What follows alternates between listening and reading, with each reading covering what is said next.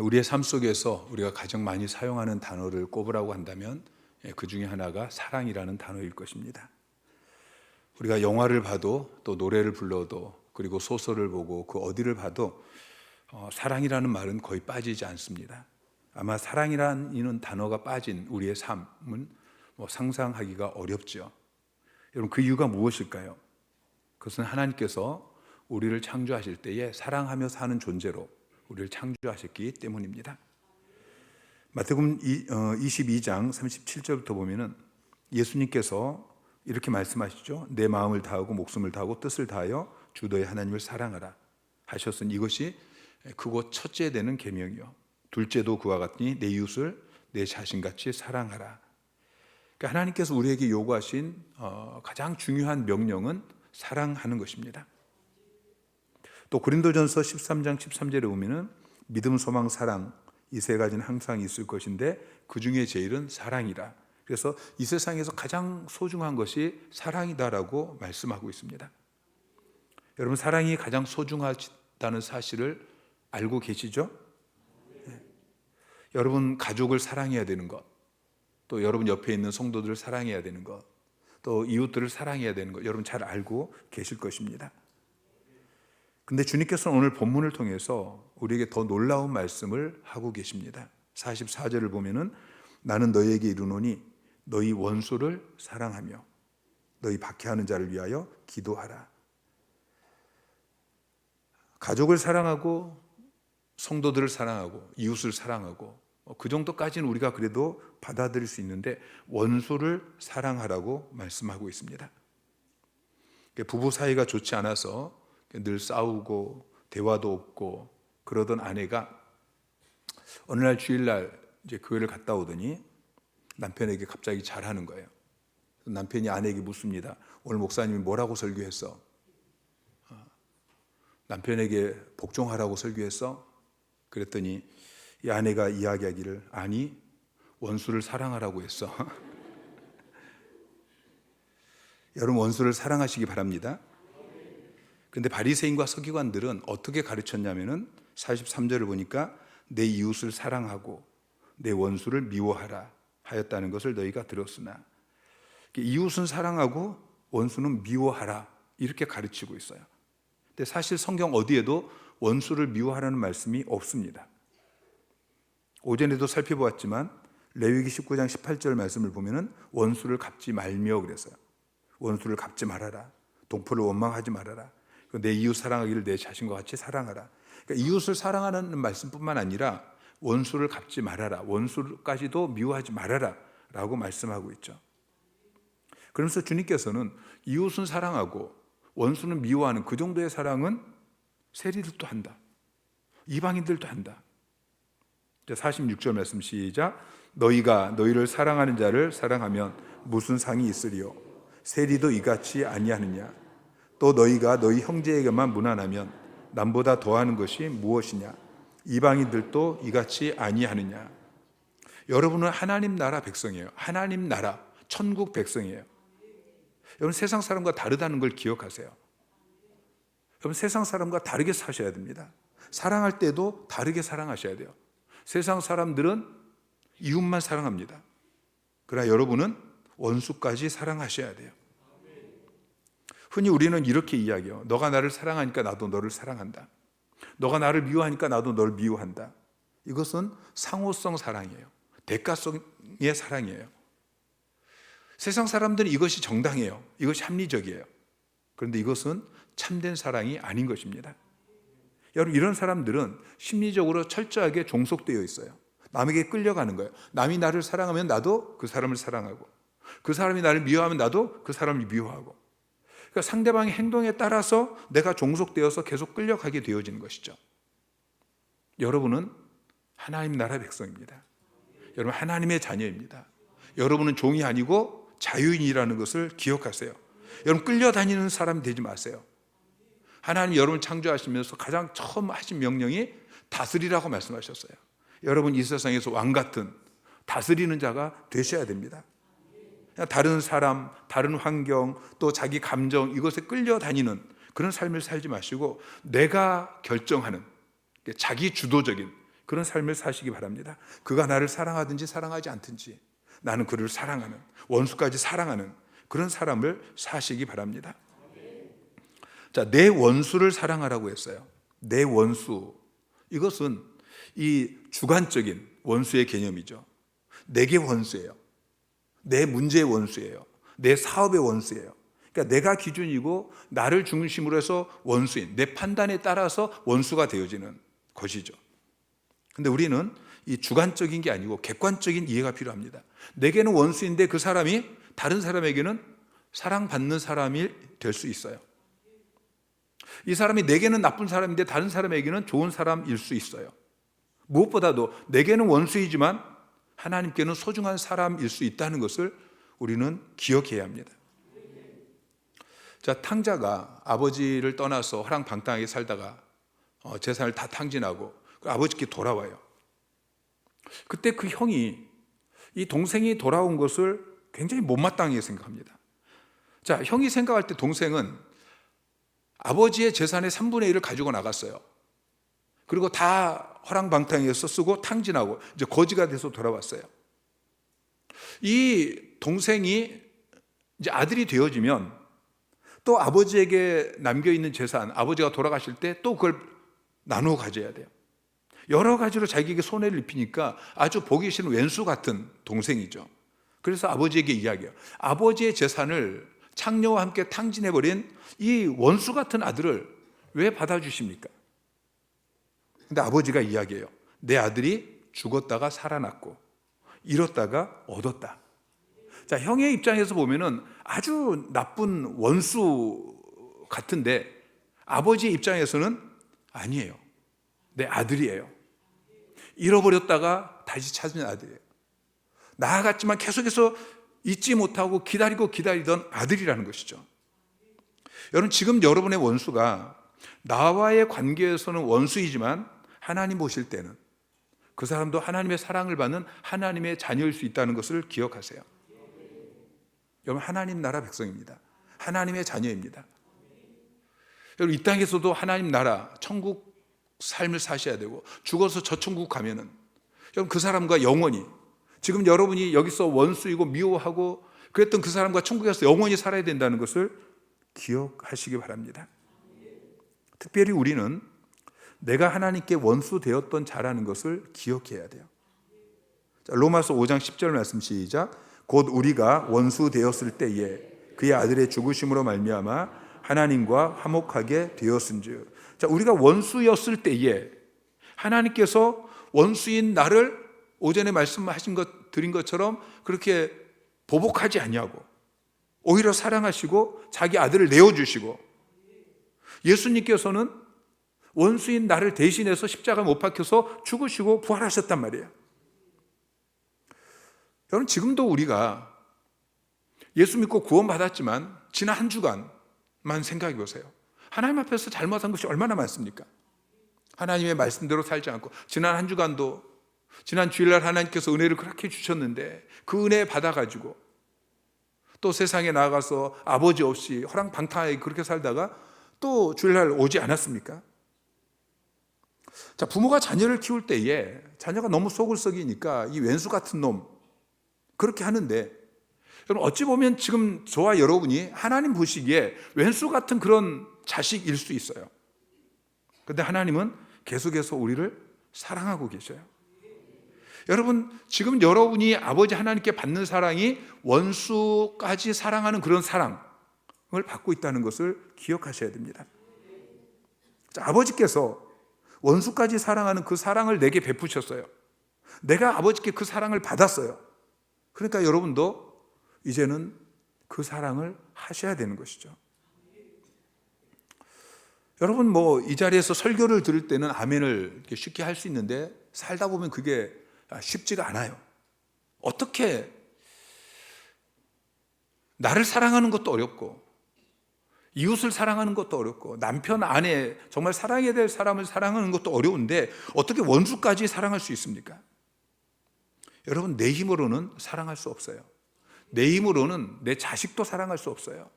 하물며 원수를 어떻게 사랑할 수 있겠습니까?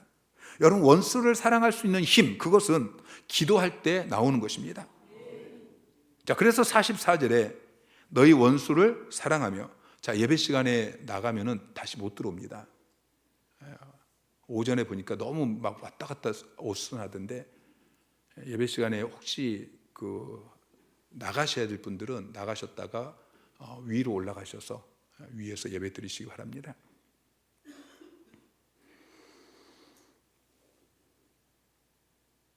자, 원수를 사랑할 수 있는 힘은 기도할 때 나오는 거예요.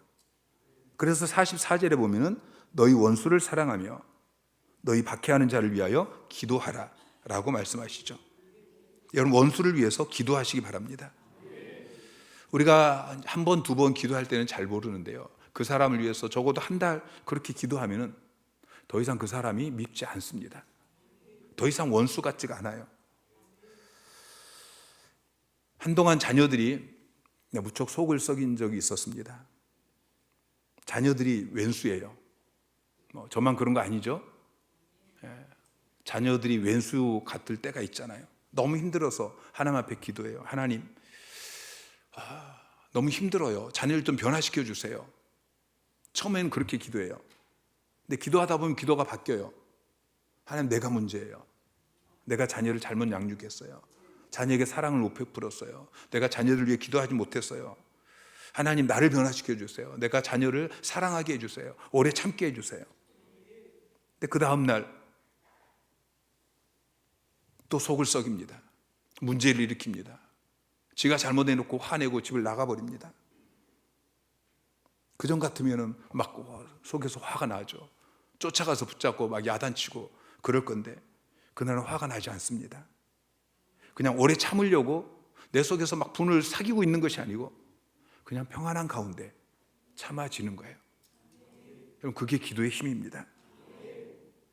자, 우리 성경에 보면은 너희 원수를 사랑하며 너희를 박해하는 자를 위하여 기도하라 라고 말씀하고 있는데, 영어 성경은 이렇게 번역하고 있어요. 너희 원수를 사랑하며 너희 박해하는 자를 위하여 기도하라. 이 너희 박해하는 자를 위하여 기도하라, 이 앞부분에 너희 원수를 사랑하고 너희를 저주하는 자를 축복하며 너희를 미워하는 자에게 잘해주고 너희를 천대하고 박해하는 자를 위하여 기도하라. 원수를 사랑할 뿐만 아니라 저주하는 자를 축복하라고 이야기해요. 미워하는 자에게 잘해주라, 그러면서 천대하고 박해하는 자를 위해서 기도하라. 여러분, 우리는 원수를 사랑하기 위해서 기도해야 합니다. 누가복음 23장 34절에 보면은 예수님께서 십자가 못 박혀 죽으시면서 예수님을 십자가에 못 박은 그 원수 같은 사람을 향해서 하나님 앞에 기도해요. 아버지, 저들을 사하여 주십시오. 자기들이 하는 것을 알지 못함이니이다. 용서해달라고 기도해요. 스데반도 마찬가지죠. 사도행전 7장 60절을 보니까 무릎을 꿇고 크게 불러 이르되 주여, 이 죄를 그들에게 돌리지 마옵소서. 이 죄를 그들에게 돌리지 마옵소서. 예수님과 똑같이 기도하는 것을 볼 수 있습니다.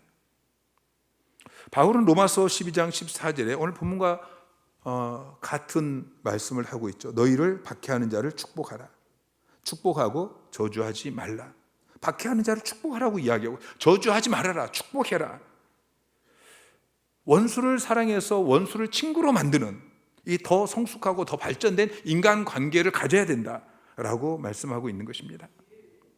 아브라함 링컨이 대통령이 되고 나서 내각을 구성하는데 스탠리라는 사람을 국방장관으로 임명을 했어요.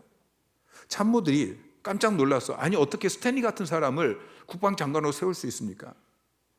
왜냐하면 스탠리는 링컨이 대통령에 당선되니까 링컨이 대통령에 당선된 것은 국가적인 재난이다, 그렇게 공격했던 사람이에요. 그런데 그 사람을 국방장관으로 임명을 하니까 모든 참모들이 이건 제거해 주십시오. 그때 링컨이 이렇게 이야기해요. 나를 수백 번 무시하면 어떻습니까? 그는 사명감이 투철한 사람으로서 국방부 장관 적임자입니다. 그렇게 임명을 했어요. 참모들이 다시 이야기합니다. 그래도 스탠턴은 당신에게 원수 같은 사람 아닙니까? 원수를 없애야죠. 그때 링컨이 웃으면서 이야기합니다. 맞습니다. 원수를 없애야 됩니다. 원수는 마음속에서 없애버려야죠. 그것은 원수를 사랑으로 녹여서 친구로 만드는 것입니다. 예수님도 원수를 사랑하러 가셨습니다. 나중에 아브라함 링컨이 암살당하고 그 장례식장에서 스탠리는 이 아브라함 링컨을 부둥켜 안고 통곡하면서 여기 가장 위대한 사람이 누워 있습니다. 그런 관계가 되었어요. 여러분 누구나 뭐 그렇겠지만 저도 살아오면서 어쩌면 평생 원수가 될 뻔한 사람이 몇 명 있었습니다. 그런데 그냥 가만히 있었으면 원수가 지금까지 원수였을 거예요. 그런데 기도하고 찾아가고 또 용서하고 지금은 원수가 아닙니다. 지금 너무 좋은 관계예요. 원수가 될 뻔한 그 사람들에게 도움을 받기도 했어요.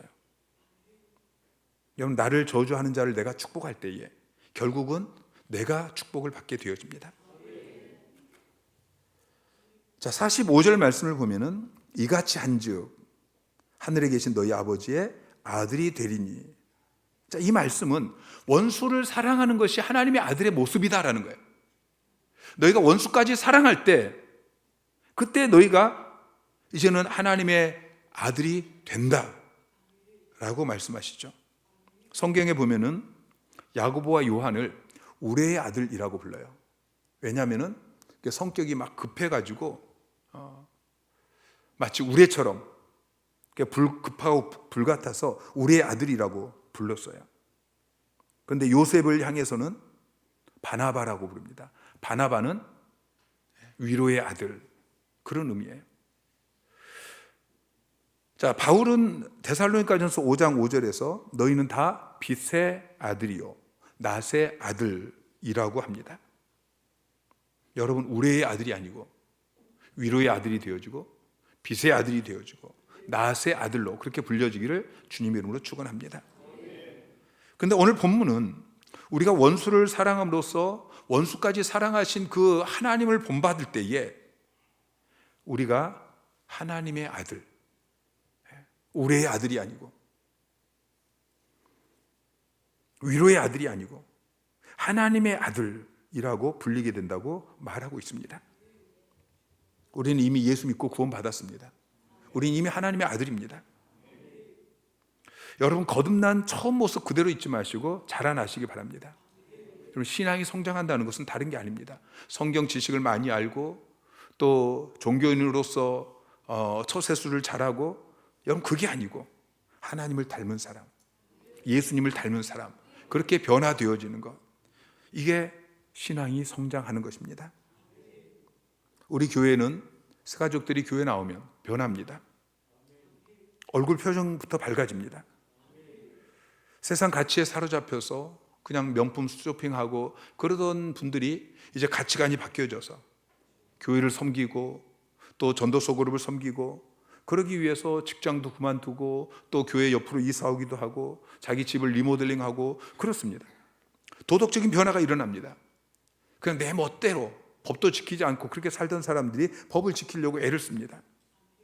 그런데 그보다 더 중요한 것은 성품이 변합니다. 마음의 상처가 치유되어지고 늘 분노하고 다투고 그러던 사람들이 변화되어집니다. 오전에 말씀을 나눈 것처럼 너그러운 사람이 되어지죠. 그러니까 사람과 관계가 변화되어지는 거예요.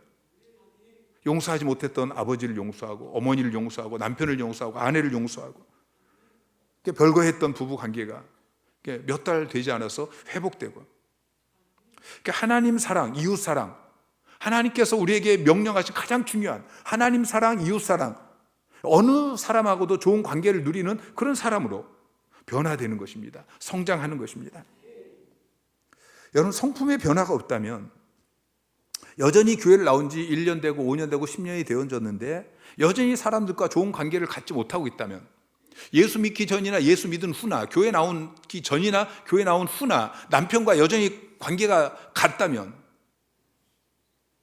여러분 직장에서 이 관계가 그 사람들과 좋은 관계를 누리지 못하고 있다면, 여러분이 교회를 몇 년 다니는 게 중요한 게 아니고 교회 안에서 어떤 직분을 갖고 있는 게 중요한 게 아니고 교회 안에서 어떤 일을 하고 있느냐, 그게 중요한 게 아니고 내가 정말 성장하고 있는 건지 다시 한번 점검하셔야 되는 겁니다. 하나님은 저와 여러분을 향한 기대를 가지고 계십니다. 하나님은 저와 여러분에 대한 기대치가 낮지가 않습니다. 굉장히 높습니다. 우리는 하나님의 자녀이고 하나님을 닮아야 합니다. 하나님이 거룩하신 것처럼 그렇게 거룩해져야 됩니다. 하나님은 악인과 선인에게 똑같이 햇빛을 내려주십니다. 여러분이 햇빛을 조절하고 해를 조절하고 비를 조절하고 그런다면 아마 여러분 원수 같은 사람에게는 비를 안 내릴 거예요. 그렇지 않겠어요? 근데 하나님은 악인과 선인에게 똑같이 햇빛을 주십니다. 의로운 사람에게나 의롭지 않은 사람에게나 똑같이 비를 내려주십니다. 이게 하나님의 온전하신 모습이에요. 자, 46절에 주님께서 말씀하셔요. 너희가 너희를 사랑하는 자를 사랑하면 무슨 상이 있으리요? 세리도 이같이 아니하느냐? 자, 나를 좋아하는 사람을 내가 사랑해요. 그거 가지고서 무슨 상을 받겠습니까? 저 사람은 자기가 좋아하는 사람만 사랑한대요. 여러분, 이 사람 누가 칭찬하고 이 사람에게 누가 상을 주겠어요? 여러분, 하나님을 모르는 악인들도 세리도 다 그렇게 합니다. 47절에 또 너희가 너희 형제에게만 무난하면 남보다 더하는 것이 무엇이냐? 좋아하는 친구, 좋아하는 형제를 만날 때는 인사하고 싫어하는 사람이 앞에 나타나면 교회에서도 그냥 고개 돌려버리는 이런 사람은 남보다 더하는 것이 무엇이냐? 오늘 주님께서 우리에게 말씀하십니다. 너희 원수를 사랑하며 너희를 핍박하는 자를 위해 기도하라. 주님께서는 우리에게 원수를 사랑하라고 말씀하셨어요. 원수를 좋아하라고 말씀하시지 않으셨어요. 좋아하는 건 감정의 문제예요. 이 감정의 문제는 내가 컨트롤하기가 어려워요. 근데 사랑하는 것은 감정의 문제가 아니에요. 이건 순종의 문제예요. 하나님 여러분에게 좋아하는 감정을 가져라 라고 말씀하신 것이 아니고 사랑해라. 너 감정이 어떠하든지 행동으로 사랑하라 라고 말씀하십니다. 고리템붐 여사가 유대인을 숨겨주고 그것이 발각되어져서 수용소에 갇힙니다. 그곳에서 여자로서 감당할 수 없는 그런 고문을 받고 그러면서 자기 언니는 먼저 수용소에서 죽습니다. 그리고 자기 자신은 극적으로 살아났는데 독일어라는 말만 들어도 이 두려움과 공포, 이 말할 수 없는 고통 가운데 그렇게 살아가다가 오늘 하나님께서 이 코리텐붐 여사에게 말씀하십니다. 독일인들에게 치유의 복음을 선포해라. 그들을 찾아가서 용서의 복음을 전파하고 하나님이 독일인을 사랑하신다고 선포해라.